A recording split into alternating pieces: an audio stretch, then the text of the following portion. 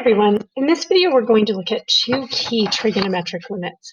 So the first one is the limit as theta approaches 0 of 0 over sine theta. And in order to do that, we're going to use what's called a squeeze proof. So looking at this diagram here, this is a quadrant one of the unit circle. So in other words, this radius here is a length of 1. The hypotenuse here in green of this triangle, the smaller triangle, is also 1. And of course, the vertical distance is going to be 1. So this is a unit circle. Because it's a unit circle, if this angle here is theta, then the vertical side of the smaller right triangle is going to be sine theta, and the horizontal side is going to be cos theta.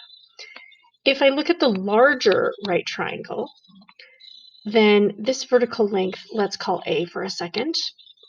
Because A over 1 has to equal the tangent of theta as well in this larger triangle, that means A just equals the tangent of theta. So we have these three lengths, and we're going to look at the areas of the small triangle, the sector of the circle, and the larger triangle. So from smallest out, we're going to start with just the area of this small triangle. From there, we're going to look at the area of this sector of the circle, and then moving out to the largest area, which would be the area of this larger triangle. So that's essentially the three areas we're going to look at. So we have the area of the small triangle is completely contained inside of the area of the sector of the circle, the pi slice, basically. So it has to be smaller than or equal to. And that is entirely contained inside of the larger triangle.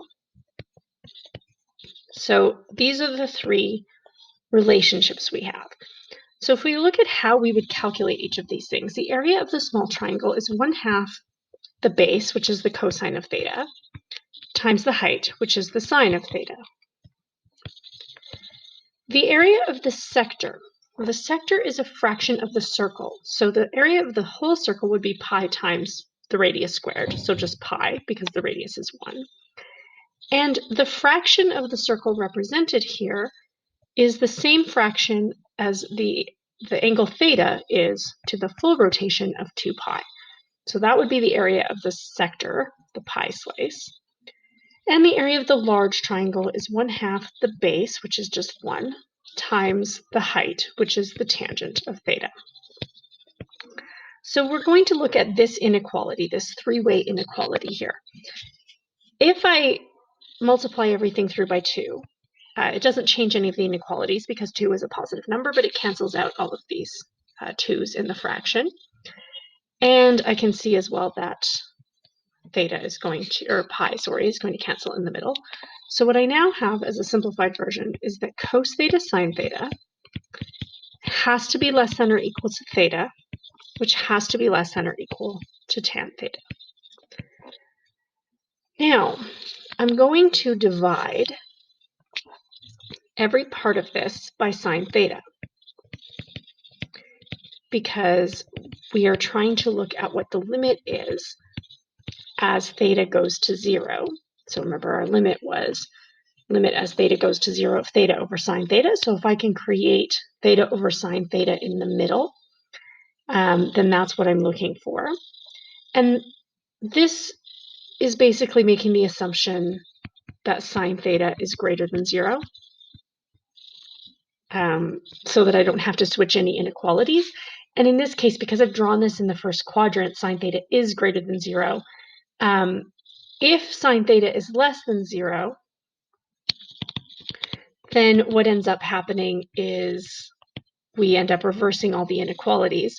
So this becomes cos theta sine theta over sine theta is now greater than or equal to theta over sine theta, which is greater than or equal to tan theta over sine theta,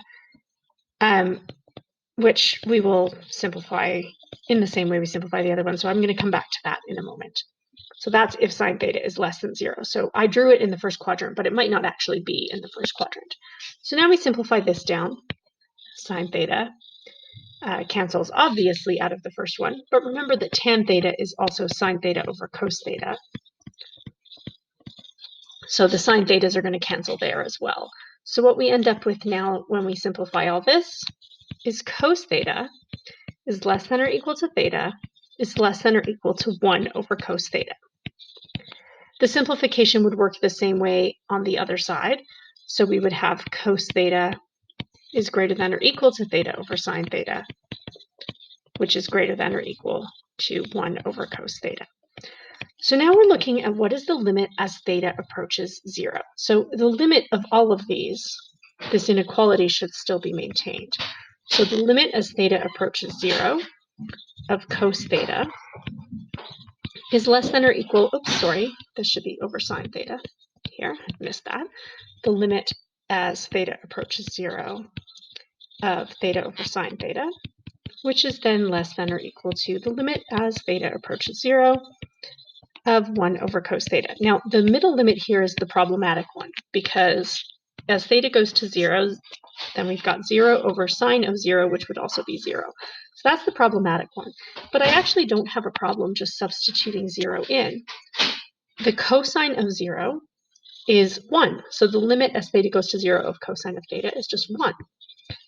And this limit that we don't know yet. So limit as theta goes to 0 of theta over sine theta. But because the cosine of 0 is 1, then 1 over the cosine of 0 is also 1. So in this side of things, 1 is less than or equal to the limit as theta approaches 0 of theta over sine theta, which is also less than or equal to 1. Well, if it's less than or equal to 1 and greater than or equal to 1 at the same time, the limit as theta goes to 0 of theta over sine theta has to actually be, therefore, equal to 1.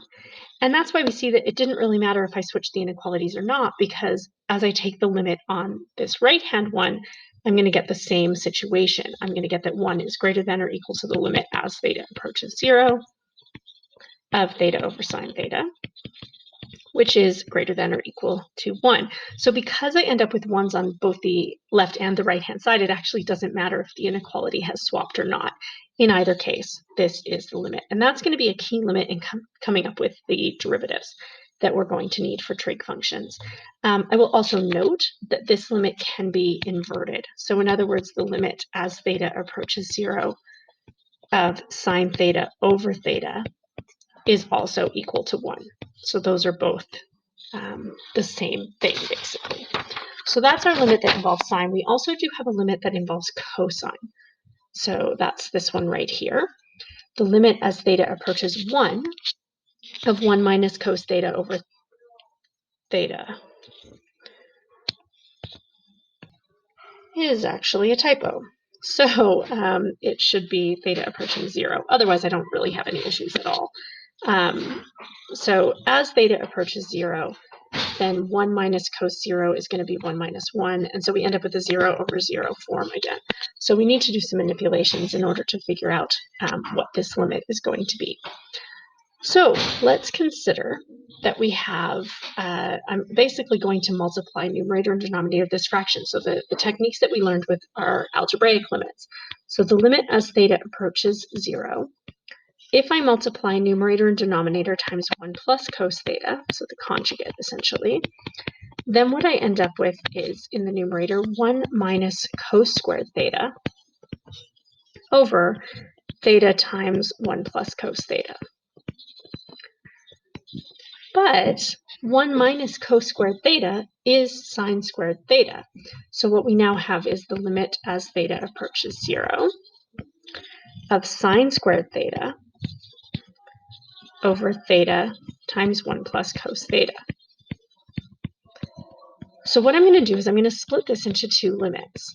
This is the limit as theta approaches 0 of sine theta over theta, which is basically the limit we just did, times the limit as theta approaches 0 of sine theta over 1 plus cos theta. So from our previous case, we know that this limit is 1. Sine of theta is 0. Cos of theta is 1. So we end up with 0 over 1 plus 1, which is 0 over 2, which is just 0. So 1 times 0, this limit is equal to 0. So that's the second important trigonometric limit that will help us get a lot of other things, including the derivatives that we're going to want for sine and cosine. So as theta approaches 0, of 1 minus cos theta over theta is equal to 0. This one can't be inverted because I can't invert 0 to 1 over 0.